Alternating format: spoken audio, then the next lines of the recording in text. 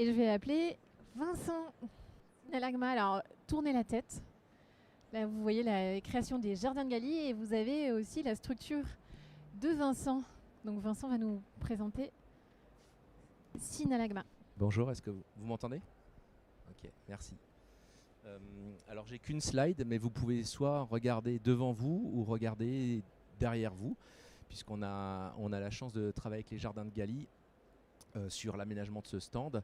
Donc nous on est charpentier basé en Bretagne et on s'est donné comme mission d'embellir en végétalisant le monde par la poésie de structure, comme vous pouvez le voir, qui sont des charpentes un peu particulières. Ce sont des charpentes dites en structure réciproque. Alors on a mis un petit jeu, une maquette avec laquelle vous pouvez jouer.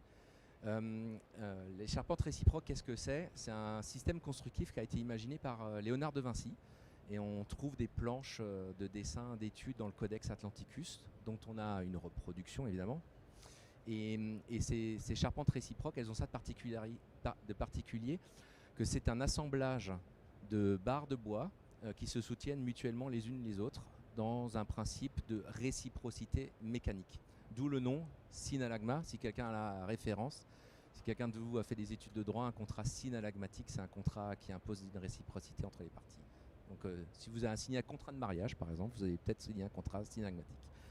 Et donc ces charpentes, elles ont certainement un côté esthétique, puisqu'on cherche à embellir la ville. On cherche aussi à la végétaliser pour l'adaptation au changement climatique. Et un peu comme nos amis de chez Linné, l'idée c'est de pouvoir rafraîchir la ville là où on ne peut pas nécessairement planter d'arbres, parce qu'il y a plein d'endroits où on a envie d'en planter et là il faut le faire. Mais il y a des endroits où on ne peut pas en faire, des espaces de convivialité sur lesquels on est sur des places de stationnement, on a un parking en dessous, on a des réseaux. Et c'est vrai que les villes sont pleines de réseaux techniques qui empêchent le bon développement de grands sujets.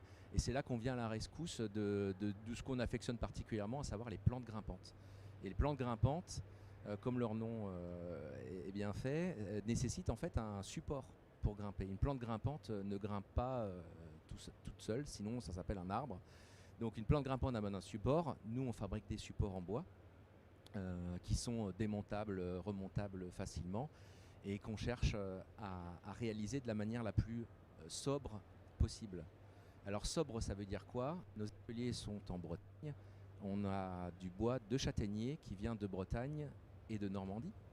Donc on est sur un trajet très très court. On travaille la taille sulfitée, donc on n'est pas sur des monosylvicultures avec des grandes coupes rases.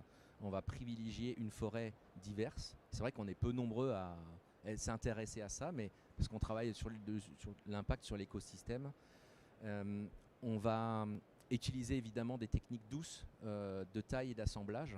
Donc ces structures que vous voyez derrière vous, il n'y a pas de clous, pas de colle, pas de vis, zéro traitement chimique.